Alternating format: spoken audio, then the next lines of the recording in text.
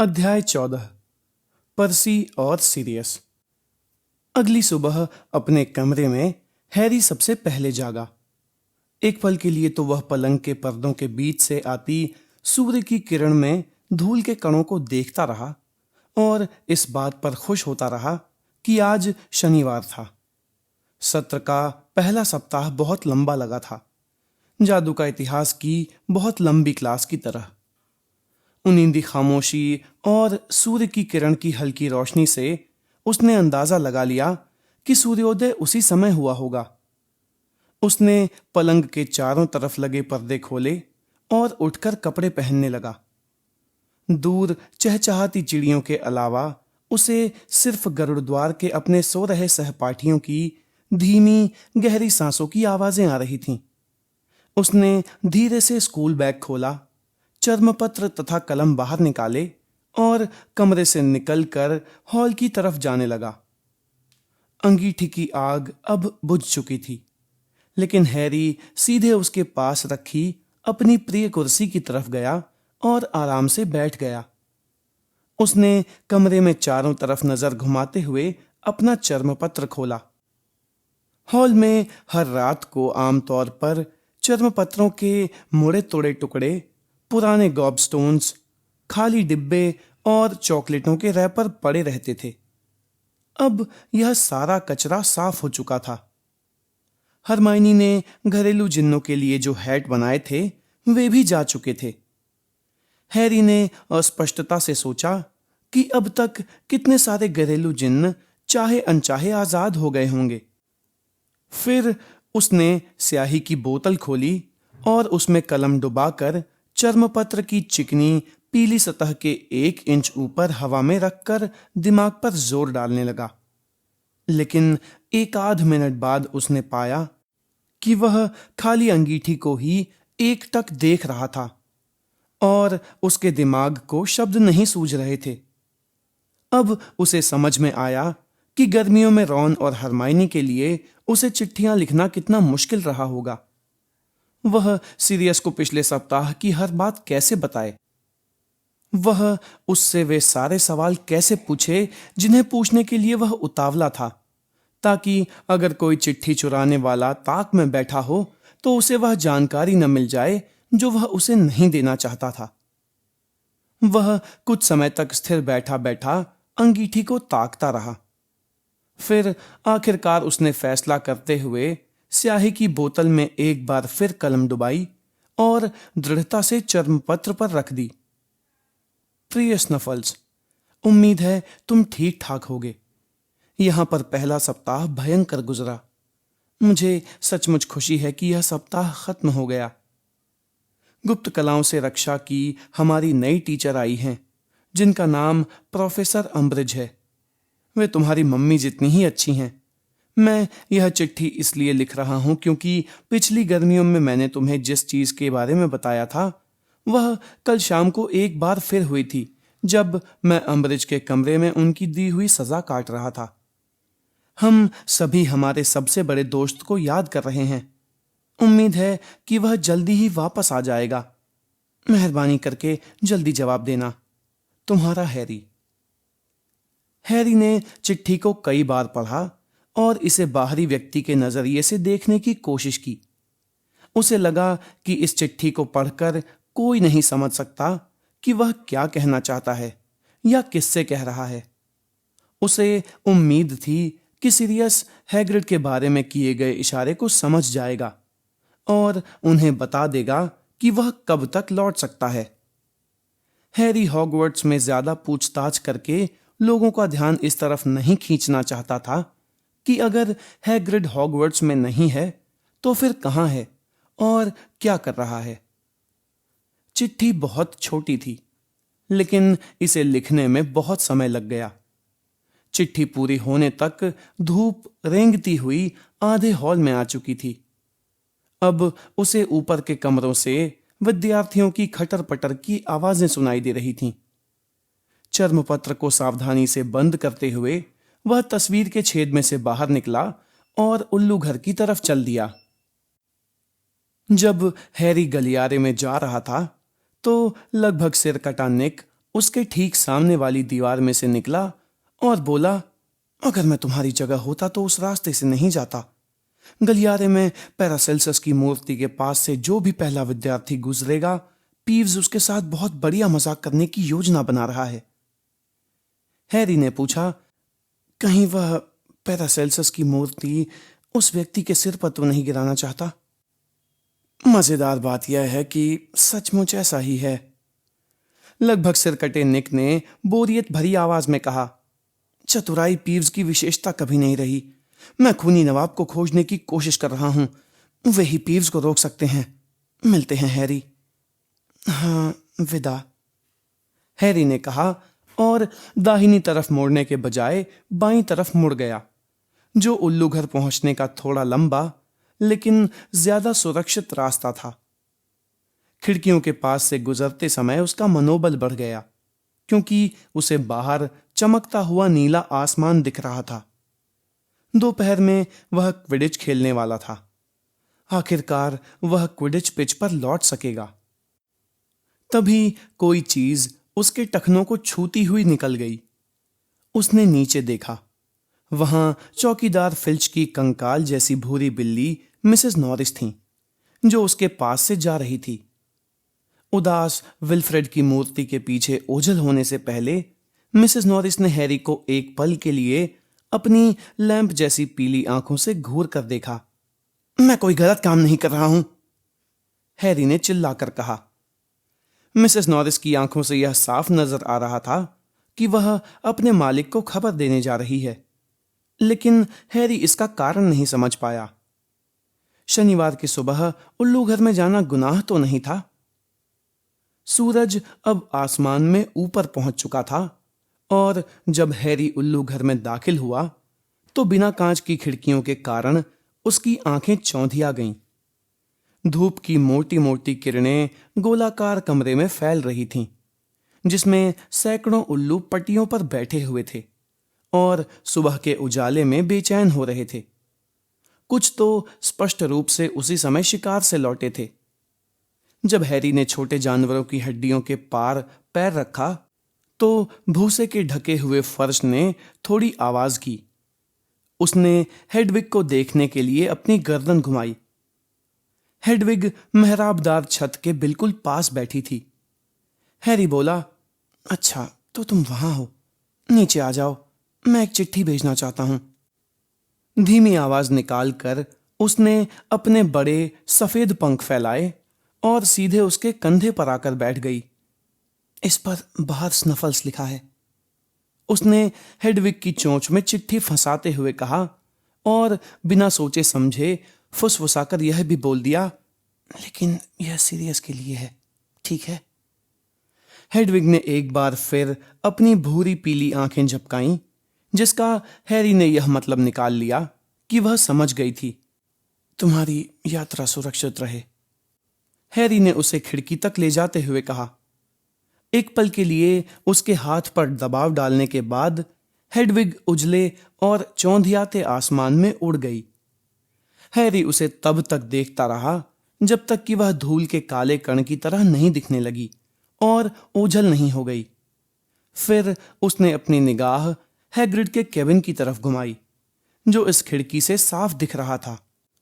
यह भी साफ दिख रहा था कि उसमें कोई नहीं था, क्योंकि चिमनी से धुआं नहीं निकल रहा था और पर्दे लगे हुए थे। अंधेरे जंगल के पेड़ों की ऊपरी फुनगियां मंद मंद बहती हवा में लहरा रही थीं। हैरी उन्हें देखता रहा और अपने चेहरे को छूती ताजी हवा का आनंद लेता रहा। वह कल्पना कर रहा था कि क्विडिच खेलने में उसे कितना मजा आएगा। फिर उसे वह दिख गया, पंखों वाला एक बड़ा घोड़ा। वह घोड़ा उन्हीं घोड़ों जैसा था जो हॉगवर्ट्स की गाड़ियां खींच रहे थे। उसके चमड़े के काले पंख फैले और वह पेड़ों के बीच से किसी अजीब से दैत्याकार पक्षी की तरह ऊपर उठा। उसने एक गोल चक्कर लगाया और फिर पेड़ों के बीच लौट आया। यह सारा वाकया इतनी जल्दी हो गया कि हैरी को यकीन करना मुश्किल था कि उसने क्या देखा था। वह तो सिर्फ इस बात का यकीन कर सकता था कि उसका दिल पागलों की तरह धड़क रहा था। तभी उसके पीछे से उल्लू घर के दरवाजे के खुलने की आवाज आई। वह सदमे में उछला और तेजी से मुड़ा। उसने देखा कि चो चैंग अपने हाथ में एक चिट्ठी और पार्सल ला रही थी। हाय, हैरी के मुंह से बरबस ही निकल गया। ओह हाय, चो ने हांफते हुए कहा। मुझे उम्मीद नहीं थी कि इतनी सुबह यहां कोई होगा। मुझे 5 मिनट पहले ही याद आया था, आज मेरी मम्मी का जन्मदिन है। उसने पार्सल दिखाया। अच्छा, हैरी ने कहा। उसके दिमाग ने जैसे काम करना बंद कर दिया था। वह कोई मजेदार और दिलचस्प बात कहना चाहता था, लेकिन उस भयंकर पंख वाले घोड़े की याद उसके दिमाग में अब भी ताजा थी। सुहाना दिन है, उसने खिड़कियों की तरफ देखते हुए कहा। उसके अंदरूनी अंग संकोच के मारे सिकुड़ गए थे। मौसम, वह मौसम के बारे में बातें कर रहा था। हाँ, चो ने किसी अच्छे उल्लू की तलाश में चारों तरफ नजर दौड़ाते हुए कहा। क्विडिच के लिए बहुत अच्छा मौसम है। मैं पूरे सप्ताह बाहर नहीं निकली। और तुम? मैं भी नहीं निकल पाया, हैरी ने कहा। चो ने स्कूल के एक करेल उल्लू को चुन लिया। उसने उसे पुचकारते हुए अपनी बाह तक बुलाया। उल्लू ने आकर अपना पंजा आगे बढ़ा दिया ताकि चो उसमें पार्सल बांध सके। चो ने पूछा, सुनो, मैंने सुना है, क्या गरुड़द्वार को नया कीपर मिल गया है? हाँ, हैरी ने कहा। मेरा दोस्त रॉन वीजली।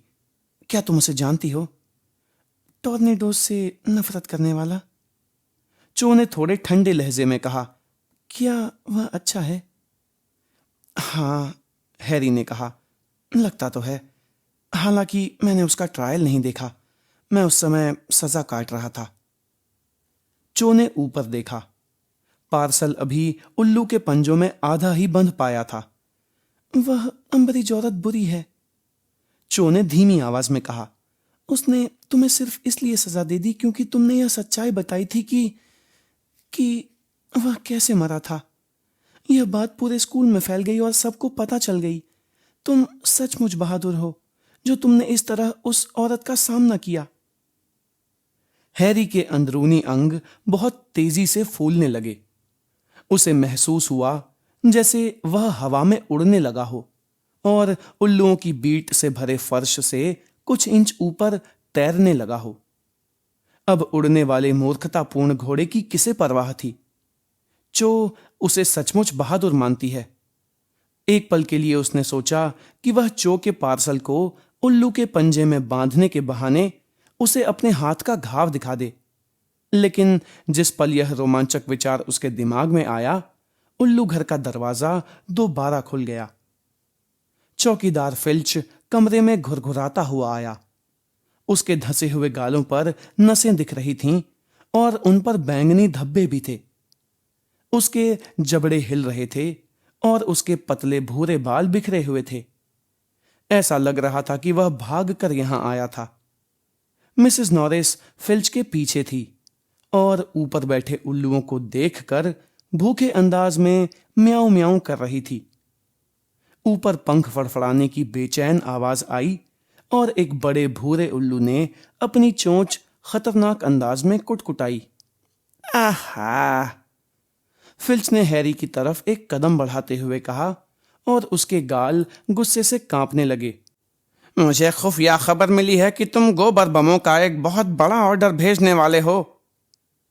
हैरी ने अपना हाथ बांधकर चौकीदार को घूरा। तुम्हें किसने बताया कि मैं गोबर बमों का ऑर्डर देने वाला हूं? चो ने त्योरियां चढ़ाकर कभी हैरी को तो कभी फिल्च को देखा। उसकी बाह पर खड़ा करेल उल्लू एक पैर पर खड़े खड़े थक गया था। उसने चेतावनी भरी आवाज निकाली, लेकिन चो ने नजरअंदाज कर दिया। मेरे अपने सूत्र हैं, फिल्च ने संतुष्टि भरी आवाज में कहा। तुम जो भी भेज रहे हो वह मुझे दे दो। हैरी इस बात पर बहुत खुश हुआ कि उसने चिट्ठी भेजने में टाल मटोल नहीं की और बोला, मैं ऐसा नहीं कर सकता, मैंने तो चिट्ठी भेज दी। भेज दी? फिल्च ने कहा और उसका चेहरा गुस्से से विकृत हो गया। भेज दी, हैरी ने शांति से कहा। फिल्च ने गुस्से से अपना मुंह खोला, कुछ पल तक उसे घूरता रहा और फिर अपनी आंखों से हैरी के दुशालों का मुआयना किया। मैं यह बात कैसे मान लूं कि वह चिट्ठी तुम्हारी जेब में नहीं है? क्योंकि मैंने उसे चिट्ठी भेजते हुए देखा था, चो ने गुस्से से कहा। फिल्च उसकी तरफ मुड़ा। तुमने उसे देखा था? हाँ, मैंने उसे देखा था, उसने खूंखार अंदाज में कहा। पल भर के लिए खामोशी छा गई, जिसमें फिल्च ने चो को गुस्से से घूर कर देखा। बदले में चो भी पलटकर उसे घूरने लगी। फिर फिल्च पलटकर दरवाजे की तरफ चला गया। अपना हैंडल हाथ पर रखते हुए वह रुका और पलटकर हैरी को देखने लगा। अगर मुझे गोबर बम की गंध भी आई। वह सीढ़ियों से नीचे उतरने लगा। मिसेस नॉरिस ने उल्लुओं को आखिरी बार हसरत से देखा और उसके पीछे चली गई। हैरी और चो ने एक दूसरे को देखा। धन्यवाद, हैरी ने कहा। कोई दिक्कत नहीं, चो ने कहा और आखिरकार पार्सल को करेल उल्लू के दूसरे पैर में बांध दिया। उसका चेहरा थोड़ा गुलाबी था। तुम गोबर बमों का ऑर्डर तो नहीं दे रहे थे, है ना? नहीं, हैरी ने कहा। उल्लू को खिड़की तक ले जाते हुए चो बोली, फिर उसने ऐसा क्यों सोचा कि तुम ऑर्डर दे रहे थे? हैरी ने कंधे उचका दिए। वह भी चो जितनी गफलत में था। हालांकि अजीब बात यह थी कि उस पल उसे यह बात बहुत ज्यादा परेशान नहीं कर रही थी। वे उल्लू घर से एक साथ बाहर निकले। महल के पश्चिमी खंड की तरफ जाने वाले गलियारे के मोड़ पर पहुंचकर चो ने कहा, मैं इस रास्ते से जा रही हूं। अच्छा, तो मिलते हैं हैरी। हाँ, मिलते हैं। वह उसकी तरफ देखकर मुस्कुराई और चली गई। हैरी चलता गया। मन ही मन वह बहुत खुश था। उसने चो के साथ पूरी बातचीत कर ली थी और एक बार भी नहीं शर्माया था। तुम सचमुच बहादुर हो जो तुमने इस तरह उस औरत का सामना किया। चो ने उसे बहादुर कहा था। वह इस बात से नहीं चिढ़ती थी कि वह जिंदा बच गया था। वह जानता था कि वह सेड्रिक को पसंद करती थी। हालांकि अगर सेड्रिक के पूछने से पहले उसने चो से डांस में चलने के बारे में पूछ लिया होता तो परिस्थितियां अलग भी हो सकती थीं। जब हैरी के पूछने पर चो ने इनकार किया था तो वह सचमुच दुखी दिख रही थी। जब हैरी बड़े हॉल में गरुड़द्वार की टेबल पर पहुंचा तो उसने रॉन और हरमाइनी से जोश में कहा, गुड मॉर्निंग। रॉन ने हैरी को हैरानी से देखते हुए कहा, तुम इतने खुश क्यों दिख रहे हो? क्विडिच जो खेलना है, हैरी ने खुशी से कहा और बेकन तथा अंडों की बड़ी तश्तरी अपनी तरफ खींच ली। ओह हाँ, रॉन बोला। उसने अपने हाथ का टोस्ट का टुकड़ा नीचे रख दिया और कद्दू के जूस का एक बड़ा घूंट पिया। फिर वह बोला, सुनो, क्या तुम मेरे साथ थोड़ी जल्दी चल सकते हो? प्रशिक्षण से पहले मुझे थोड़ी प्रैक्टिस करवाने के लिए, ताकि मैं अपनी नजरें जमा सकूं। हाँ, ठीक है, हैरी बोला। देखो, मुझे नहीं लगता कि तुम्हें ऐसा करना चाहिए, हरमाइनी ने गंभीरता से कहा। आज की तारीख में तुम दोनों ही होमवर्क में बहुत पिछड़ रहे हो। लेकिन सुबह की डाक आने से उसकी बात अधूरी रह गई। हमेशा की तरह ही दैनिक जादूगर एक उल्लू की चोंच में दबा हुआ उसकी तरफ उड़ा चला आ रहा था। वह उल्लू शक्कर के कटोरे के पास खतरनाक तरीके से उतरा और उसने अपना पंजा बढ़ा दिया। हरमाइनी ने उसकी चमड़े की थैली में एक नट डालकर अखबार लिया और उल्लू के उड़ने के बाद पहले पन्ने को गौर से देखा। कोई दिलचस्प खबर? रॉन ने कहा। हैरी मुस्कुराया। वह जानता था कि रॉन हरमाइनी का ध्यान होमवर्क के विषय से दूर हटाना चाहता है। नहीं, उसने आह भरी। इस तरह की अफवाह है कि वियर्ड सिस्टर्स के ग्रुप में बैस बजाने वाली ने शादी कर ली है। हरमाइनी ने अखबार खोला और उसके पीछे ओझल हो गई। हैरी दूसरी बार अंडे और बेकन लेने लगा। रॉन ऊंची खिड़कियों को घूर रहा था और थोड़ी उलझन में था। जरा ठहरो, हरमाइनी ने कहा। ओह नहीं सीरियस। क्या हुआ? हैरी ने कहा और उसके हाथ से इतनी तेजी से अखबार छीना कि उसके दो हिस्से हो गए। आधा हिस्सा हरमाइनी के पास रह गया जबकि आधा उसके पास आ गया। जादू मंत्रालय को एक विश्वसनीय सूत्र से यह जानकारी मिली है कि कुख्यात सामूहिक हत्यारा सीरियस ब्लैक इस वक्त लंदन में छिपा हुआ है। हरमाइनी ने अपने आधे पन्ने के पीछे से तनाव भरी फुसफुसाहट में कहा। हैरी ने धीमी और गुस्से भरी आवाज में कहा, मैं शर्त लगाने को तैयार हूं कि यह जानकारी लूसियस मेलफॉय ने दी होगी। उसने सीरियस को प्लेटफॉर्म पर पहचान लिया होगा। क्या? रॉन ने दहशत में दिखते हुए कहा। तुम यह तो नहीं कहना चाहते? बाकी दोनों ने कहा। मंत्रालय जादूगर समुदाय को चेतावनी देता है कि ब्लैक बहुत खतरनाक है। 13 लोगों को मार चुका है, अज़्काबान से भाग चुका है।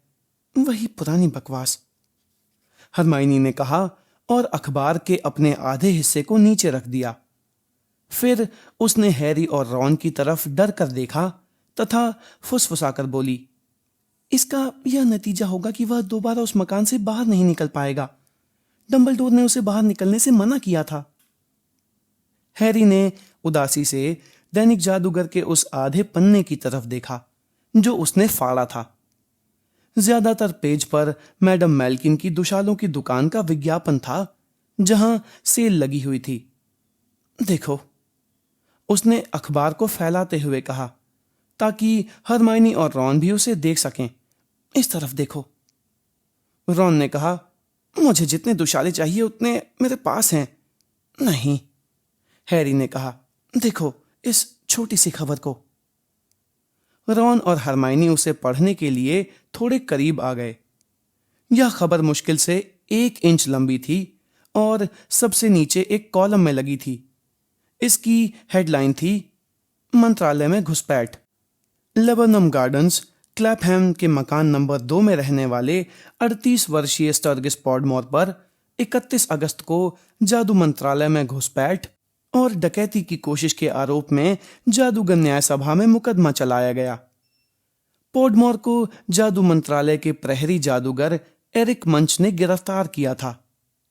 पॉडमोर रात को 1 बजे एक अति महत्वपूर्ण दरवाजे के भीतर घुसने की कोशिश करते पकड़ा गया था।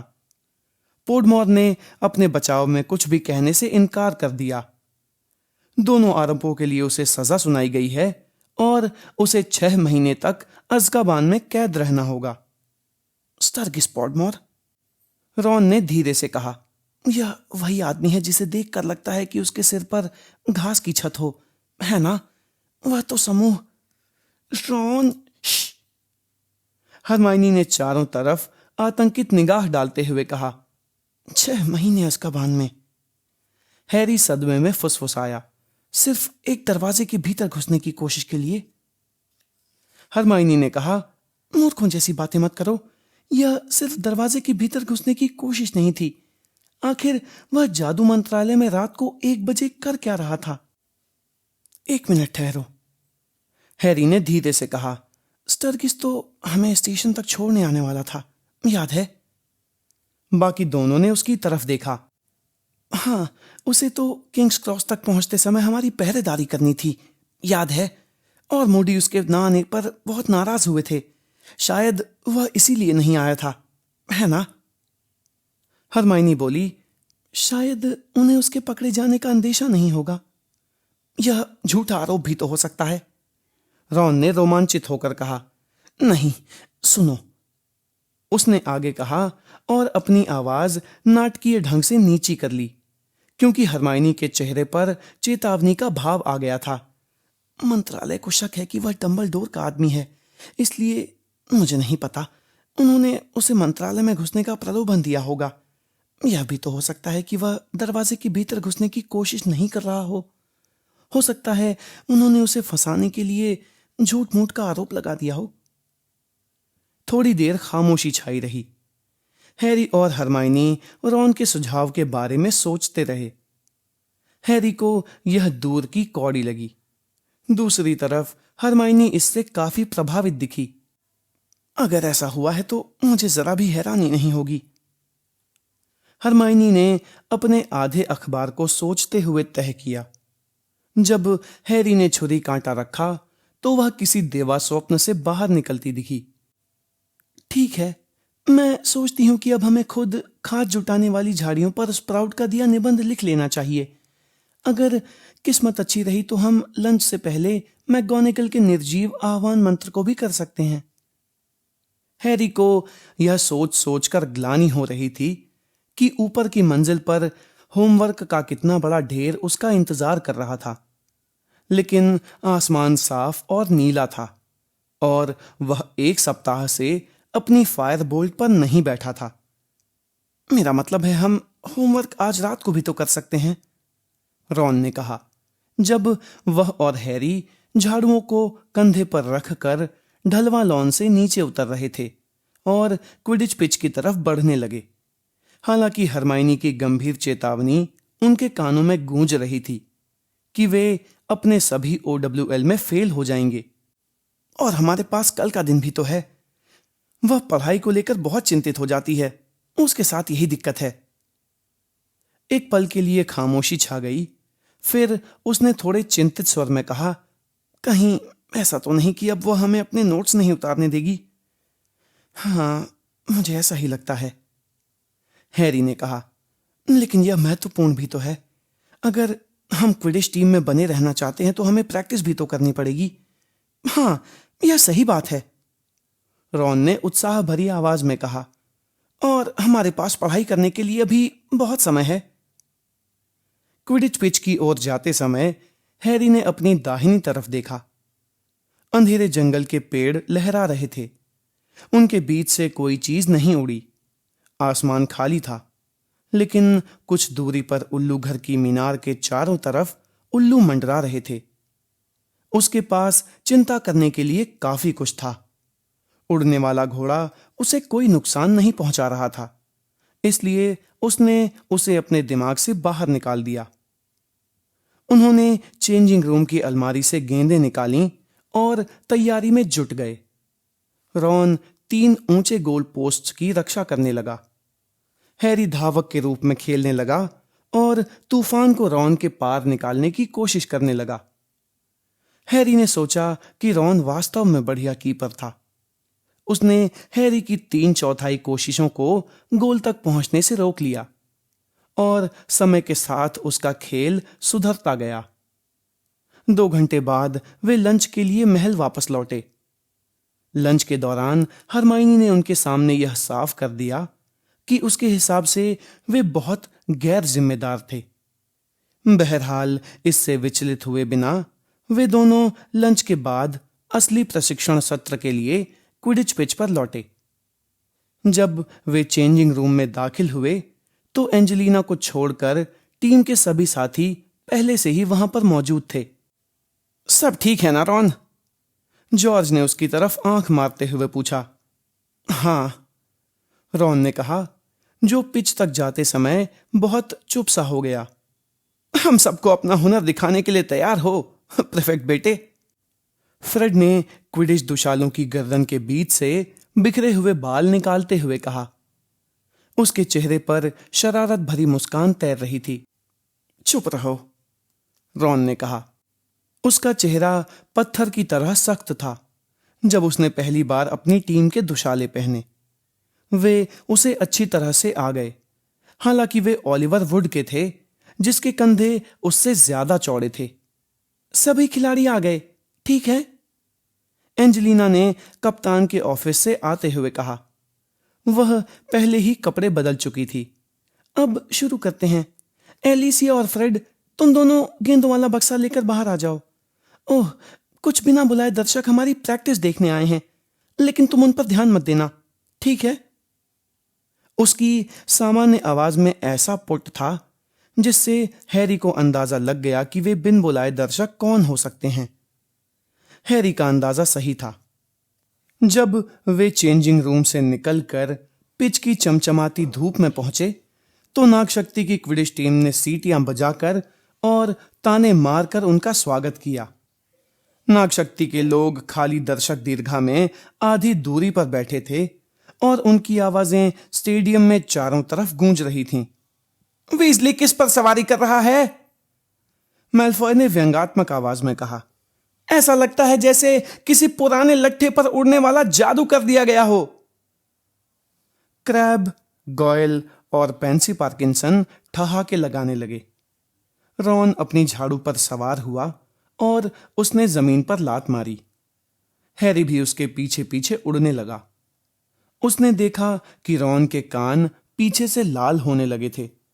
उस पर ध्यान मत दो, उसने अपनी रफ्तार बढ़ाकर रॉन के पास पहुंचते हुए कहा।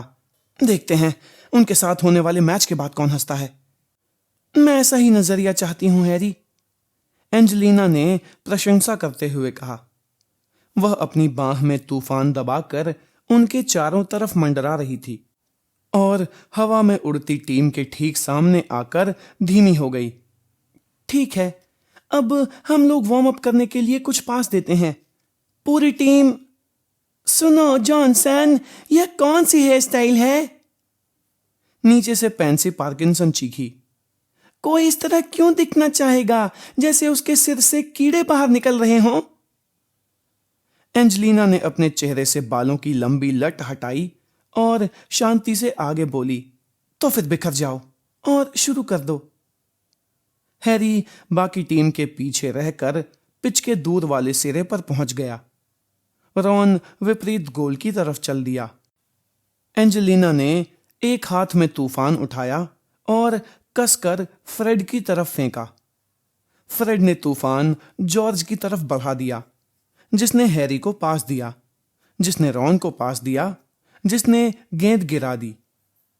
नागशक्ति का समूह मैल्फॉय के नेतृत्व में चीखने और खिलखिलाने लगा। तूफान के जमीन छूने से पहले रॉन उसे पकड़ने के लिए नीचे आ गया था। वह सही तरह से गोता नहीं लगा पाया, इस कारण वह अपनी झाड़ू पर से फिसल गया और झेंपते हुए ऊपर आया। हैरी ने देखा कि फ्रेड और जॉर्ज एक दूसरे की तरफ देख रहे थे, लेकिन न जाने क्यों हमेशा की तरह इस बार वे कुछ नहीं बोले, जिसके लिए वह उनका कृतज्ञ था। पास दो रॉन, एंजेलिना ने कहा, जैसे कुछ भी न हुआ हो। रॉन ने तूफान को एलिसिया की तरफ फेंका, जिसने हैरी को पास दिया, जिसने जॉर्ज को पास दिया। सुनो पॉटर, तुम्हारा निशाना कैसा है? मैल्फॉय ने चिल्लाकर पूछा। निश्चित रूप से तुम्हें आराम की जरूरत है। अरे तुम तो पूरे एक हफ्ते से अस्पताल नहीं गए। यह तो तुम्हारा नया रिकॉर्ड है ना? जॉर्ज ने एंजेलिना को पास दिया। उसने हैरी को पास दिया, जिसे इसकी कतई उम्मीद नहीं थी, लेकिन उसने अपनी उंगलियों के सिरों से उसे पकड़ लिया और जल्दी से रॉन की तरफ फेंक दिया। रॉन उसकी तरफ लपका, लेकिन तूफान कुछ इंच दूर से गुजर गया। ध्यान से रॉन, एंजेलिना ने चिढ़कर कहा, जब उसने तूफान के पीछे जमीन की तरफ दोबारा गोता लगाया। ध्यान से खेलो।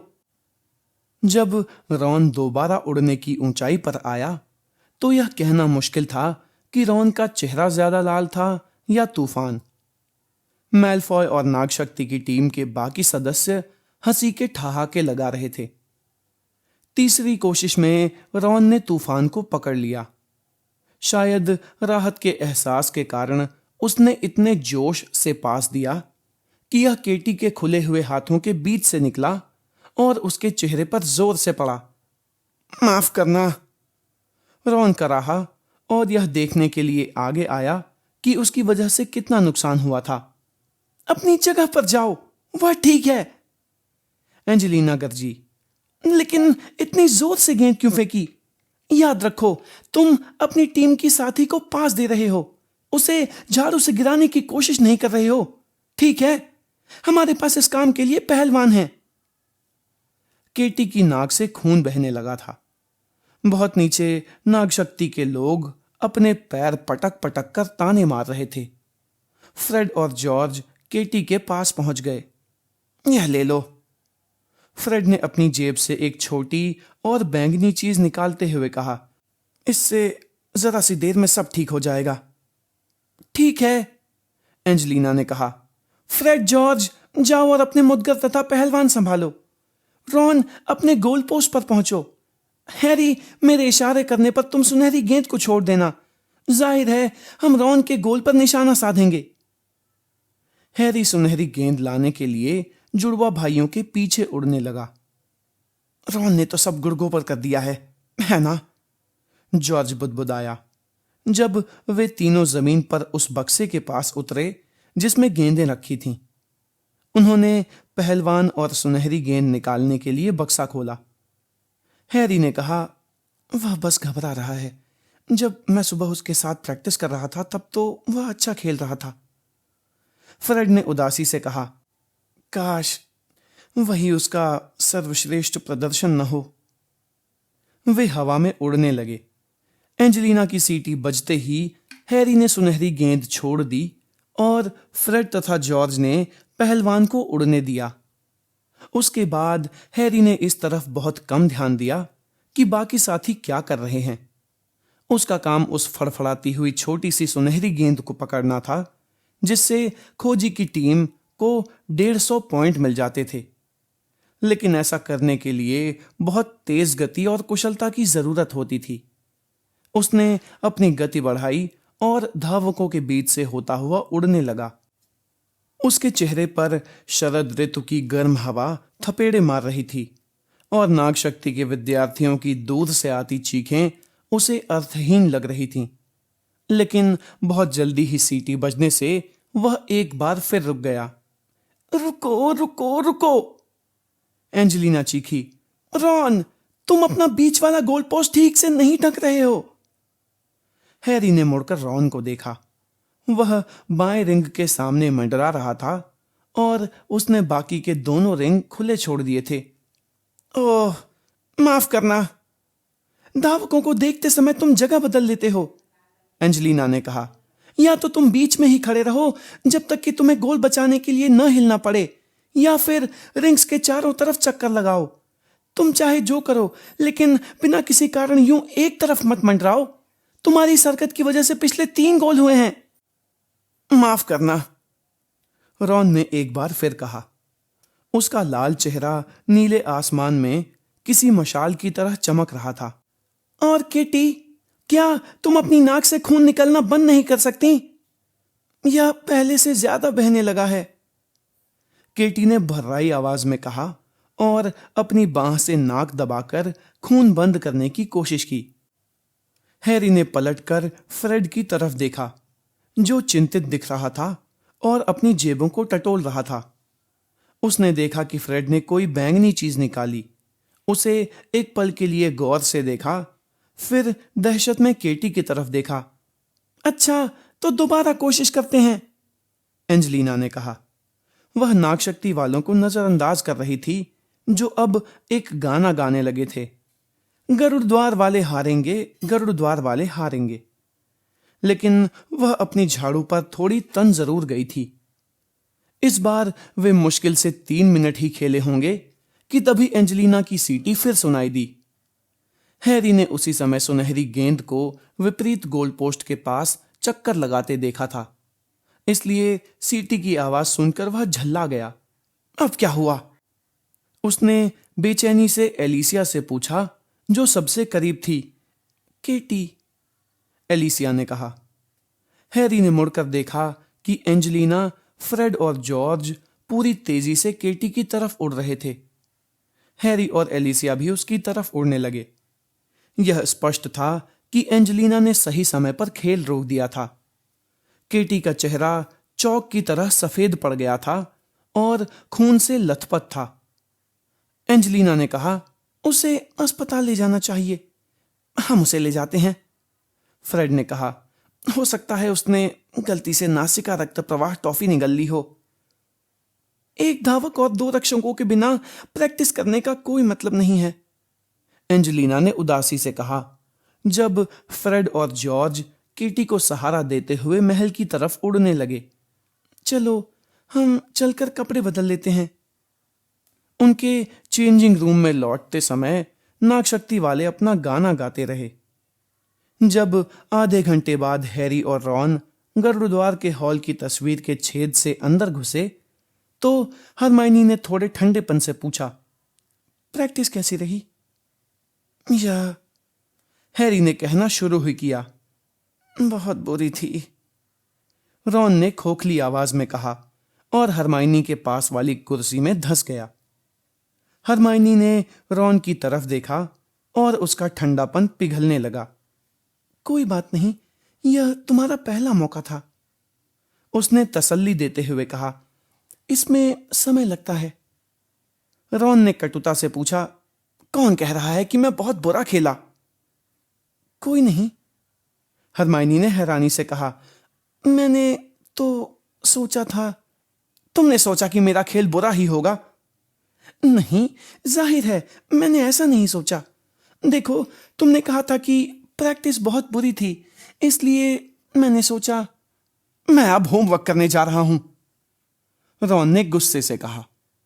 इसके बाद वह पैर पटकते हुए लड़कों के कमरों की तरफ जाने वाली सीढ़ियों की ओर चल दिया तथा ओझल हो गया। हरमाइनी हैरी की तरफ मुड़ी। क्या वह बुरा खेला? हैरी ने वफादारी से कहा, नहीं तो। हरमाइनी ने अपनी भौहें उठाईं। देखो, मुझे लगता है कि वह ज्यादा अच्छा खेल सकता था। हैरी बुदबुदाया, लेकिन जैसा तुमने कहा, यह उसका पहला मौका था। उस रात को हैरी और रॉन दोनों ही होमवर्क में ज्यादा कुछ नहीं कर पाए। हैरी जानता था कि रॉन इस बारे में बहुत सोच रहा था कि उसने क्विडिच प्रैक्टिस में कितना खराब प्रदर्शन किया था और वह गरुड़द्वार वाले हारेंगे गाने को अपने दिमाग से नहीं निकाल पा रहा था। उन्होंने रविवार का पूरा दिन गरुड़द्वार के हॉल में ही बिताया और अपनी पुस्तकों में ही डूबे रहे, जबकि इस बीच उनके चारों तरफ हॉल भर गया और खाली भी हो गया। यह एक और साफ सुहाना दिन था। गरुड़द्वार के ज्यादातर विद्यार्थियों ने यह दिन मैदान में बिताया और उस साल के आखिरी धूप भरे दिनों में से एक का आनंद लिया। शाम तक हैरी को महसूस हुआ जैसे कोई उसके दिमाग को उसकी खोपड़ी की भीतरी दीवार से टकरा रहा हो। देखो, शायद हमें सप्ताह के दौरान ज्यादा होमवर्क करने की कोशिश करनी चाहिए, हैरी ने रॉन से बुदबुदा कर कहा, जब उन्होंने आखिरकार प्रोफेसर मैगोनिगल के दिए निर्जीव आह्वान मंत्र के लंबे निबंध को एक तरफ रखा और दुखी मन से प्रोफेसर सिनिस्ट्रा के उतने ही लंबे तथा मुश्किल निबंध की तरफ मुड़े जो बृहस्पति के कई चंद्रमाओं के बारे में था। हाँ, रॉन ने अपनी थोड़ी लाल आंखें मलते हुए और पास वाली आग में 5वां गलत चर्मपत्र फेंकते हुए कहा, सुनो, हरमाइनी से पूछें कि क्या वह हमें अपने निबंध की एक झलक दिखा सकती है। हैरी ने हरमाइनी की तरफ देखा। वह क्रुकशैंक्स को गोद में लेकर बैठी थी और जिनी से खुशी खुशी बातें कर रही थी। बुनाई करने वाली सलाइयां हवा में उसके सामने चमक रही थीं और वह इस वक्त घरेलू जिन्नों के लिए मोजे बुन रही थी। नहीं, उसने भारी आवाज में कहा, तुम जानते हो वह हमें ऐसा नहीं करने देगी। और इस तरह वे पढ़ाई करते रहे जबकि खिड़कियों के बाहर का आसमान लगातार काला होता गया। हॉल में मौजूद विद्यार्थियों की भीड़ धीरे धीरे छंटने लगी। 11:30 बजे हरमाइनी जम्हाई लेते हुए उनके पास आई। हो गया? नहीं, रॉन ने तीखी आवाज में कहा। बृहस्पति का सबसे बड़ा चंद्रमा कैलिस्टो नहीं, गैनीमीड है। उसने रॉन के कंधे के ऊपर से झांकते हुए उसके खगोल शास्त्र के निबंध की तरफ इशारा करते हुए कहा, और ज्वालामुखी आयो में है। शुक्रिया। रॉन गुर्राया और उसने उन वाक्यों को काट दिया। माफ करना, मैं तो सिर्फ। देखो, अगर तुम सिर्फ गलतियां ढूंढने और मीन मेख निकालने के लिए यहां आई हो। रॉन, देखो हरमाइनी, मेरे पास भाषण सुनने का समय नहीं है, ठीक है? मैं तो होमवर्क के दलदल में गर्दन तक धंसा। नहीं, देखो। हरमाइनी सबसे पास वाली खिड़की की तरफ इशारा कर रही थी। हैरी और रॉन दोनों ने उस ओर देखा। एक सुंदर उल्लू खिड़की की मुंडेर पर खड़ा था और रॉन को निहार रहा था। हरमाइनी ने हैरानी से पूछा, कहीं यह हरमीस तो नहीं है? वही तो है, रॉन ने धीरे से कहा। अपनी कलम नीचे फेंकी और उठकर खड़ा हो गया। पर्सी मुझे क्यों चिट्ठी लिखेगा? उसने खिड़की खोल दी। हरमीज अंदर आकर रॉन के निबंध पर बैठ गया और उसने अपना चिट्ठी वाला पंजा आगे बढ़ा दिया। जैसे ही रॉन ने चिट्ठी निकाली, उल्लू तत्काल उड़ गया। जाते जाते वह आयो की रॉन की ड्राइंग पर अपने स्याही भरे पंजों के निशान छोड़ गया। यह तो बेशक पर्सी की ही लिखाई है, रॉन ने अपनी कुर्सी में धंसते हुए और चर्मपत्र के बाहर लिखे शब्दों की तरफ घूरते हुए कहा। रोनाल्ड वीजली, गरुड़द्वार हाउस, हॉगवर्ट्स। उसने बाकी दोनों की तरफ देखा। तुम लोग क्या सोचते हो? इसे खोलो तो सही, हरमाइनी ने उत्सुकता से कहा और हैरी ने भी सिर हिलाया। रॉन चर्मपत्र खोलकर पढ़ने लगा। उसकी निगाह चर्मपत्र पर जैसे जैसे नीचे पहुंचती गई, उसकी त्योरियां उतनी ही चढ़ती चली गईं। पूरी चिट्ठी पढ़ने के बाद उसने बुरा सा मुंह बनाया। फिर उसने चिट्ठी हैरी और हरमाइनी की तरफ बढ़ा दी, जो पास पास आकर उसे एक साथ पढ़ने लगे। प्रिय रॉन, मैंने अभी अभी सुना है जादू मंत्री के मुंह से, जिन्हें यह बात तुम्हारी नई टीचर प्रोफेसर अमृत से पता चली है कि तुम हॉगवर्ट्स के प्रीफेक्ट बन गए हो। मुझे यह खबर सुनकर बहुत सुखद आश्चर्य हुआ है और सबसे पहले तो मैं तुम्हें बधाई देना चाहता हूँ। मुझे हमेशा यही डर लगा रहता था कि तुम कहीं मेरे बजाय फ्रेड और जॉर्ज के पदचिन्हों पर न चलने लगो। इसलिए तुम अंदाजा लगा सकते हो कि जब मैंने सुना कि तुमने सत्ता का विरोध करना छोड़ दिया है और वास्तविक जिम्मेदारी उठाने का फैसला कर लिया है, तो मुझे कितनी खुशी हुई होगी। लेकिन रॉन, मैं तुम्हें सिर्फ बधाई ही नहीं देना चाहता, मैं तुम्हें कुछ सलाह भी देना चाहता हूँ। इसलिए मैंने यह चिट्ठी सुबह की सामान्य डाक के बजाय रात को भेजी है। उम्मीद है कि तुम इस चिट्ठी को दूसरों की निगाह से बचा कर पढ़ोगे और अजीब सवालों के जवाब देने से बच सकोगे।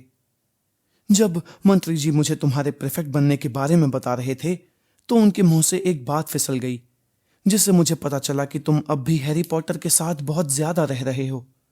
रॉन, मेरे भाई, मैं तुम्हें बताना चाहूंगा कि उस लड़के के साथ दोस्ती से तुम्हारा बैज के छीनने का जितना खतरा है, उतना किसी दूसरी बात से नहीं है। हाँ, मुझे यकीन है कि तुम्हें यह जानकर हैरानी होगी।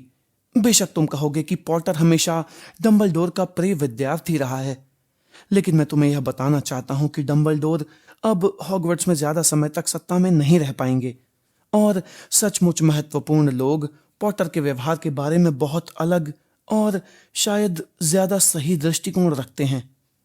मैं इस मामले में ज्यादा कुछ नहीं कहूंगा, लेकिन कल के दैनिक जादूगर से तुम्हें पता चल जाएगा कि हवा किस दिशा में बह रही है और यह भी दिख जाएगा कि तुम्हें अपनी पाल किधर बांधनी चाहिए। रॉन, तुम यह कभी नहीं चाहोगे कि तुम्हारे साथ भी पॉटर जैसा ही व्यवहार किया जाए। यह तुम्हारे भविष्य के लिए बहुत नुकसानदेह साबित हो सकता है और मैं स्कूल के बाद के जीवन के बारे में भी बात कर रहा हूं। चूंकि हमारे डैडी उसे अदालत तक ले गए थे, इसलिए तुम यह बात जानते होगे कि इस गर्मी में पूरी न्याय सभा के सामने पॉटर की अनुशासनात्मक पेशी हुई थी और उसमें उसकी हालत खराब हो गई थी। सच कहा जाए तो वह सिर्फ तकनीकी कारणों से बच गया और कई लोगों ने मुझे बताया कि वे उसे अपराधी मानते थे। हो सकता है कि तुम पॉटर के साथ संबंध विच्छेद करने से डर रहे हो। मैं जानता हूं कि वह असंतुलित हो सकता है और शायद हिंसक भी है, लेकिन अगर तुम्हें इस बारे में कोई चिंता सता रही हो या तुम्हें पॉटर के व्यवहार की कोई और बात परेशान कर रही हो, तो मैं तुम्हें डोलोरस अम्ब्रिज के पास जाने की सलाह देता हूं। वे बहुत अच्छी महिला हैं और मैं जानता हूं कि तुम्हें मार्गदर्शन देने में उन्हें बहुत खुशी होगी। इस बात से मैं एक और सलाह देना चाहता हूं। जैसा मैंने ऊपर इशारा किया है, हॉगवर्ट्स में डंबलडोर का प्रशासन जल्दी ही खत्म हो सकता है। रॉन, तुम्हारी निष्ठा उनके प्रति नहीं बल्कि स्कूल और मंत्रालय के प्रति होनी चाहिए। मुझे यह सुनकर बहुत अफसोस हुआ कि अब तक प्रोफेसर अम्ब्रिज को स्टाफ का बहुत कम सहयोग मिला है, जिनसे वे हॉगवर्ट्स के भीतर मंत्रालय द्वारा चाहे जाने वाले परिवर्तन करवाना चाहती हैं। हालांकि अगले सप्ताह से उनके लिए यह काम ज्यादा आसान हो जाएगा। एक बार फिर कल का दैनिक जादूगर पढ़ लेना। मैं सिर्फ इतना ही कहूंगा, जो विद्यार्थी इस समय प्रोफेसर अम्बरिज की मदद करने की इच्छा दिखाएगा, उसके 2 साल में हेड बॉय बनने की बहुत ज्यादा संभावना होगी। मुझे अफसोस है कि इस गर्मी में मैं तुमसे ज्यादा नहीं मिल पाया। अपने मम्मी डैडी की आलोचना करते हुए मुझे बहुत दुख होता है, लेकिन मुझे लगता है कि जब तक वे डंबलडोर के चारों तरफ की खतरनाक भीड़ से नाता रखते हैं, तब तक मैं उनकी छत के नीचे नहीं रह सकता। अगर तुम मम्मी को कभी चिट्ठी लिखो तो उन्हें यह जरूर बता देना कि डंबलडोर के बहुत पक्के दोस्त स्टर्गिस पोडमोर को हाल ही में मंत्रालय में घुसपैठ करने के जुर्म में अज़्काबान भेज दिया गया है। शायद इससे उनकी आंखें खुल जाएंगी कि वे किस तरह के घटिया अपराधियों के साथ कंधे से कंधा मिलाकर चल रहे हैं। मैं खुद को बहुत खुशकिस्मत मानता हूं कि मैं इस तरह के लोगों के साथ मेल जोल के कलंक से बच गया। मंत्री जी मेरे प्रति बहुत अच्छा व्यवहार करते हैं और मुझे उम्मीद है, रॉन, कि तुम हमारे मम्मी डैडी के विश्वासों और कार्यों की अदूरदर्शी प्रकृति के कारण पारिवारिक बंधनों से अंधे नहीं बनोगे। मुझे सचमुच उम्मीद है कि समय के साथ उन्हें अपनी गलती का एहसास होगा और जाहिर है जब वह दिन आएगा तो मैं उनकी माफी को स्वीकार करने के लिए तैयार रहूंगा। मेहरबानी करके मेरी बातों पर बहुत गौर से सोचना, खास तौर पर हैरी पॉटर के बारे में कही बातों पर। प्रीफेक्ट बनने के लिए एक बार फिर बधाइयां। तुम्हारा भाई पर्सी। हैरी ने रॉन की तरफ देखा। तो उसने कहा। वह इस तरह बोलने की कोशिश कर रहा था जैसे उसे यह पूरी बात मजाक लगी हो।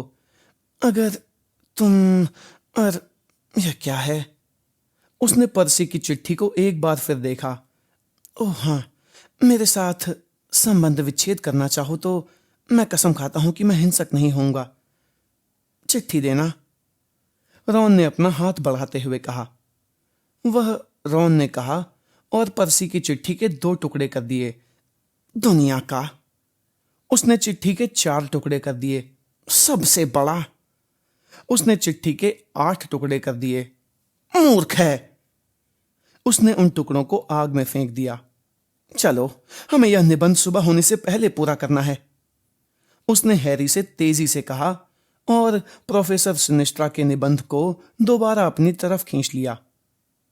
हरमाइनी रॉन को अजीब तरीके से देख रही थी। वह अचानक बोली, सुनो, निबंध मुझे दे दो। रॉन ने हैरानी से कहा, क्या? हरमाइनी बोली, निबंध मुझे दे दो, मैं पढ़कर इसे सुधार देती हूं। क्या तुम वाकई ऐसा कर दोगी?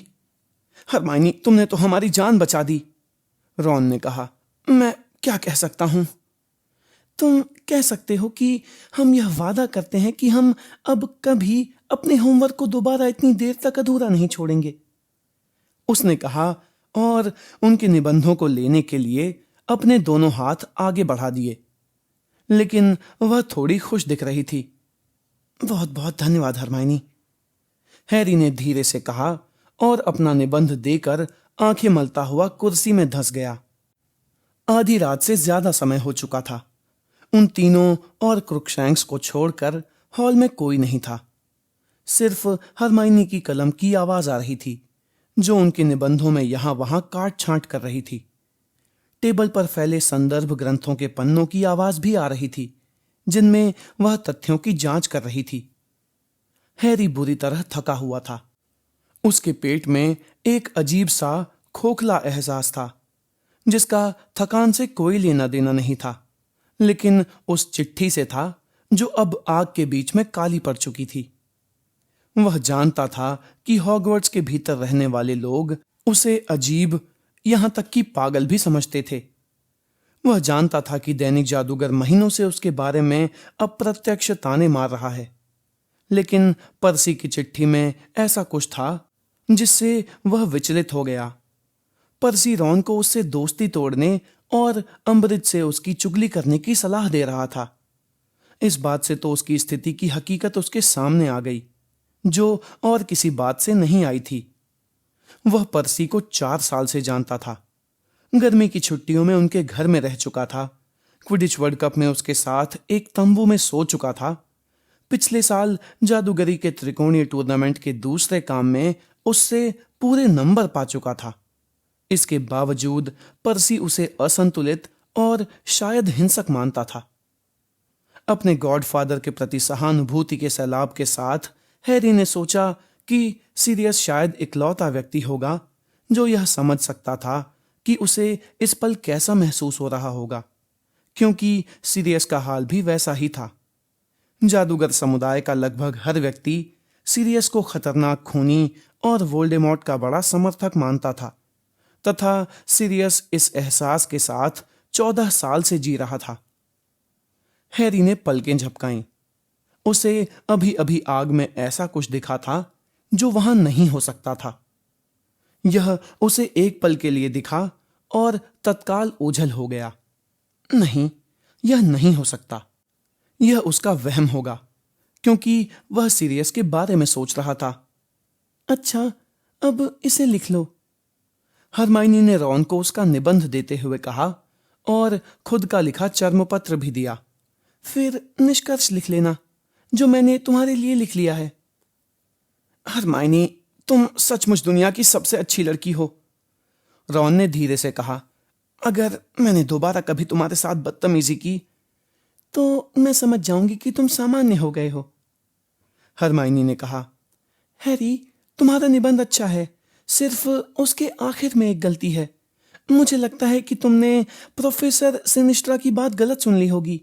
यूरोप बर्फ से ढका हुआ है, चूहों से नहीं। हैरी अपनी कुर्सी से घुटनों के बल फिसल गया था और झुलसे तथा फटे कालीन पर बैठकर लपटों में घूर रहा था। हैरी, रॉन ने अनिश्चितता से कहा, तुम नीचे क्यों बैठ गए? क्योंकि मुझे अभी अभी आग में सीरियस का सिर दिखा है, हैरी ने कहा। उसने यह बात बहुत धीरे से कही थी। आखिर उसने पिछले साल ही तो इसी आग में सीरियस का सिर देखा था और उससे बात भी की थी। बहरहाल उसे इस बात का यकीन नहीं हो रहा था कि उसने इस बार सचमुच इसे देखा था। यह इतनी जल्दी गायब हो गया था। सीरियस का सिर, हरमाइनी ने दोहराया। तुम्हारा मतलब है उसी तरह जब वह तुमसे त्रिकोणीय टूर्नामेंट के दौरान बात करना चाहता था, लेकिन अब वह ऐसा नहीं करेगा। यह बहुत ही सीरियस। उसकी आह निकल गई और वह आग की तरफ घूरने लगी। रॉन के हाथ से कलम छूट गई। नाचती हुई लपटों के बीच में सीरियस का सिर बैठा हुआ था और लंबे काले बाल उसके मुस्कुराते चेहरे के चारों तरफ झूल रहे थे। मैं सोच रहा था सभी लोगों के जाने से पहले कहीं तुम सोने ना चले जाओ, उसने कहा। मैं हर घंटे यहां आकर देख रहा था। हैरी ने रुक रुक कर हंसते हुए कहा, तुम आग में हर घंटे आकर झांक रहे थे? सिर्फ कुछ पल के लिए जांच कर रहा था, रास्ता साफ है या नहीं, हरमाइनी ने तनाव से कहा। लेकिन अगर तुम्हें कोई देख लेता तो? मुझे लगता है कि एक लड़की ने, जिसे देखकर लग रहा था कि वह फर्स्ट ईयर की होगी, मेरी एक झलक देख ली थी। लेकिन चिंता मत करो, सीरियस ने जल्दी से कहा। जब हरमाइनी ने मुंह पर हाथ रख लिया, जिस पल उसने दोबारा मेरी तरफ देखा मैं गायब हो गया। मैं शर्त लगाता हूं कि उसने यही सोचा होगा कि लकड़ी का लट्ठा अजीब आकार का था या उसकी नजरों का धोखा था। लेकिन सीरियस, यह बहुत बड़ा जोखिम है, हरमाइनी ने कहना शुरू किया। तुम तो मौली जैसी बातें कर रही हो, सीरियस ने कहा। इसी तरीके से तो मैं हैरी की चिट्ठी का जवाब दे सकता था। वैसे मैं किसी गुप्त कोड का प्रयोग भी कर सकता था, लेकिन कोड तोड़े जा सकते हैं। हैरी की चिट्ठी का जिक्र सुनकर हरमाइनी और रॉन दोनों ही मुड़कर उसे घूरने लगे। हरमाइनी ने आरोप लगाते हुए कहा, तुमने हमें यह नहीं बताया कि तुमने सीरियस को चिट्ठी लिखी थी। मैं भूल गया था, हैरी ने कहा, जो बिल्कुल सच था। उल्लू घर में चो के साथ हुई मुलाकात के बाद उसके दिमाग से हर चीज निकल गई थी। मेरी तरफ ऐसे मत देखो हरमाइनी, उस चिट्ठी से कोई भी गोपनीय जानकारी नहीं हासिल कर सकता था, है ना सीरियस? नहीं, तुम्हारी चिट्ठी बहुत अच्छी थी, सीरियस ने मुस्कुराते हुए कहा। वैसे हमें जल्दी बातें करनी होंगी, हो सकता है कोई बीच में आ टपके। तुम्हारे निशान को क्या हुआ? रॉन ने पूछना शुरू किया, लेकिन हरमाइनी ने उसे बीच में ही रोक दिया। हम तुम्हें बाद में बता देंगे, आगे कहो सीरियस। अच्छा, मैं जानता हूं जब यह दुखता है तो इसमें मजा नहीं आता होगा, लेकिन हमें नहीं लगता कि इस बारे में चिंता करने की कोई बात है। यह पिछले साल भी तो हर समय दुखता रहता था, है ना? हाँ, और डंबलडोर ने कहा था कि जब भी वोल्डेमॉर्ट के मन में कोई सशक्त भाव आता है तो ऐसा होता है, हैरी ने कहा, और हमेशा की तरह रॉन तथा हरमाइनी की भ्रकुटियों को नजरअंदाज किया। इसलिए हो सकता है कि जिस रात को मुझे सजा मिली थी, शायद उसी रात को वह नाराज हुआ हो। सीरियस ने कहा, देखो, अब वह लौट आया है, इसलिए ऐसा ज्यादा बार होगा। हैरी ने पूछा, तुम्हारे हिसाब से कहीं इसका संबंध अम्बरिज के छूने से तो नहीं है? क्योंकि जब मैं उनके साथ सजा काट रहा था तब उन्होंने मुझे छुआ था। मुझे नहीं लगता, सीरियस ने कहा। मैंने उसके बारे में सुना है और मुझे यकीन है कि वह प्राणभक्षी नहीं है। वह इतनी बुरी है कि प्राणभक्षी हो भी सकती है, हैरी ने स्याह अंदाज में कहा, और रॉन तथा हरमाइनी ने सहमति में तेजी से सिर हिलाया। हाँ, लेकिन दुनिया में सिर्फ अच्छे लोग और प्राणभक्षी ही नहीं रहते हैं, सीरियस ने एक तीखी मुस्कान के साथ कहा। मैं जानता हूं कि वह बुरी है, तुम्हें उसके बारे में रीमस की बातें सुननी चाहिए। क्या ल्यूपिन उसे जानते हैं? हैरी ने जल्दी से पूछा, और अम्बरिज की उन टिप्पणियों को याद किया जो उन्होंने अपनी पहली क्लास में खतरनाक संकर जादूगरों और अर्धमानवों के बारे में की थी। नहीं, सीरियस ने कहा, लेकिन उसने 2 साल पहले नर भेड़िया विरोधी कानून का मसौदा तैयार किया था, जिसकी वजह से ल्यूपिन को नौकरी मिलना असंभव हो गया। हैरी को याद आया कि ल्यूपिन इन दिनों कितने फटे हाल दिख रहे थे। इसके बाद अम्बरिज के प्रति उसकी नफरत बढ़ गई। हरमाइनी ने गुस्से से कहा, वे नरभेड़ियों के इतने खिलाफ क्यों हैं? मुझे लगता है उनसे डरती है, सीरियस ने कहा, और उसके गुस्से को देखकर मुस्कुराया। स्पष्ट रूप से वह अर्धमानवों से नफरत करती है। पिछले साल उसने जलमानवों को पकड़कर उन पर टैग लगाने का अभियान छेड़ा था। जरा कल्पना करो कि जलमानवों को परेशान करने में अपना समय और ऊर्जा बर्बाद की जाए, जबकि क्रीचर जैसे घटिया लोग आजाद घूम रहे हों। रॉन हंसने लगा, लेकिन हरमाइनी विचलित दिखने लगी। सीरियस, उसने चिढ़ते हुए कहा, सच कहूं, अगर तुम क्रीचर के साथ थोड़ी कोशिश करो तो मुझे यकीन है कि वह अच्छी प्रतिक्रिया करेगा।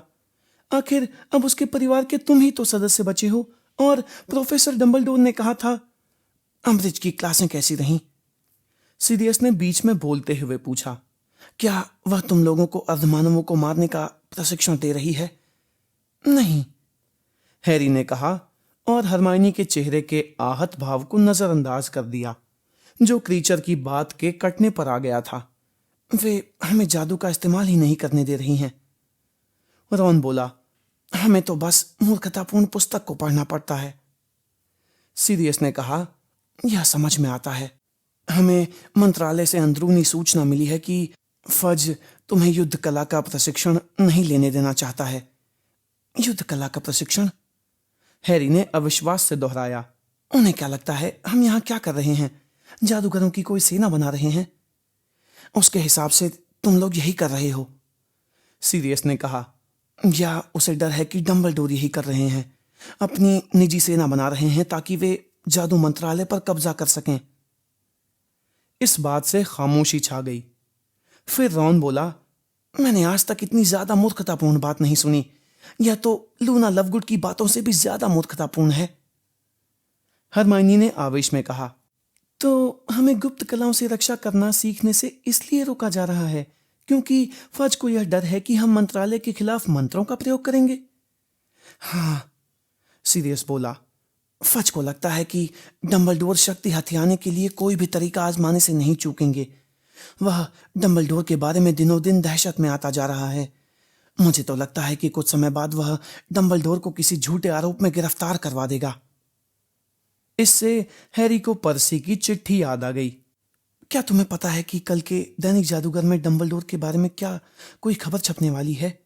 रॉन के भाई पर्सी ने बताया है कि ऐसी खबर छपने वाली है। मुझे नहीं पता, सीरियस ने कहा। पूरे वीकेंड में मैंने समूह के किसी भी सदस्य को नहीं देखा। वे सभी व्यस्त हैं। यहाँ सिर्फ मैं और क्रीचर हैं। सीरियस की आवाज में कड़वाहट भरी थी। तो तुम्हारे पास हैग्रिड के बारे में भी कोई खबर नहीं है? ओह, सीरियस ने कहा। देखो, उसे अब तक लौट आना चाहिए था। किसी को भी ठीक से नहीं पता कि उसके साथ क्या हुआ होगा। फिर उनके चेहरे पर आतंक के भाव देखकर उसने जल्दी से आगे जोड़ दिया। लेकिन डंबलडोर चिंतित नहीं है, इसलिए तुम तीनों भी चिंता मत करो। मुझे यकीन है कि हैग्रिड सही सलामत होगा। हरमाइनी ने धीमी और चिंता भरी आवाज में कहा, लेकिन उसे अब तक तो लौट आना चाहिए था। मैडम मैक्सिम उसके साथ थीं। हमने उनसे संपर्क किया था और उन्होंने कहा था कि लौटते समय वे अलग अलग हो गए थे। लेकिन इसका यह मतलब नहीं है कि वह घायल हो गया है। इसका यह मतलब नहीं है कि वह सही सलामत नहीं है। हैरी, रॉन तथा हरमाइनी को अब भी विश्वास नहीं हुआ और उन्होंने चिंता भरी नजरों से एक दूसरे की तरफ देखा। सुनो, हैग्रिड के बारे में ज्यादा पूछताछ मत करना, सीरियस ने जल्दी से कहा। इससे लोगों का ध्यान इस तरफ चला जाएगा कि वह नहीं लौटा है, और मैं जानता हूं कि डंबलडोर ऐसा नहीं चाहते हैं। हैग्रिड बहुत सख्त है, वह बिल्कुल सही सलामत होगा। जब वे इस बात से भी खुश नजर नहीं आए तो सीरियस ने कहा, तुम्हारी अगली हॉग्समीड यात्रा कब है? मैं सोच रहा था हम स्टेशन पर कुत्ते के भेष में कामयाब हो गए थे, है ना? मैं सोच रहा था कि मैं हॉग्स नहीं। हैरी और हरमाइनी बहुत जोर से एक साथ बोले। हरमाइनी ने चिंता से पूछा, सीरियस, क्या तुमने दैनिक जादूगर नहीं पढ़ा? ओह, वह खबर, सीरियस ने मुस्कुराते हुए कहा। वे लोग हमेशा यह अनुमान लगाते रहते हैं कि मैं कहाँ हूं। उन्हें दरअसल जरा भी पता नहीं होता है। हाँ, लेकिन हमें लगता है इस बार उन्हें पता चल चुका है, हैरी ने कहा। मैलफॉय ने ट्रेन में हमसे एक बात कही थी। हमें लगता है कि वह जान गया है कि वह कुत्ता और कोई नहीं तुम थे। सीरियस, उसके डैडी प्लेटफॉर्म पर थे और तुम जानते हो ना, लूसियस मैलफॉय। तो तुम चाहो जो भी करो, यहां मत आना। अगर मैलफॉय तुम्हें दोबारा पहचान लेगा। ठीक है, मैं समझ गया, सीरियस ने कहा और बहुत अप्रसन्न दिखने लगा। बस मन में एक विचार आया था। सोचा था कि तुम्हें मुझसे मिलना अच्छा लगेगा। हमें अच्छा लगता है, लेकिन मैं यह नहीं चाहता कि तुम्हें दोबारा अज़्काबान भेज दिया जाए, हैरी ने कहा। थोड़ी देर खामोशी छाई रही, जिसमें सीरियस आग की लपटों में से हैरी को देखता रहा। उसकी धंसी हुई आंखों में निराशा साफ झलक रही थी। उसने आखिरकार ठंडे लहजे में कहा, तुम अपने डैडी जैसे नहीं हो। इस जोखिम में जेम्स को मजा आया होता। देखो, अच्छा, अब मुझे चलना होगा। मुझे क्रीचर के सीढ़ियों से उतरने की आवाज सुनाई दे रही है, सीरियस ने कहा। लेकिन हैरी को यकीन था कि वह झूठ बोल रहा था। मैं तुम लोगों को समय लिखकर बता दूंगा कि मैं आग में दोबारा कब आ सकता हूं, ठीक है? बशर्ते तुम लोग यह जोखिम उठाने के लिए तैयार हो। एक हल्की सी खट्ट की आवाज हुई और जिस जगह पर सीरियस का सिर था वहां एक बार फिर लपटें फड़फड़ाने लगी।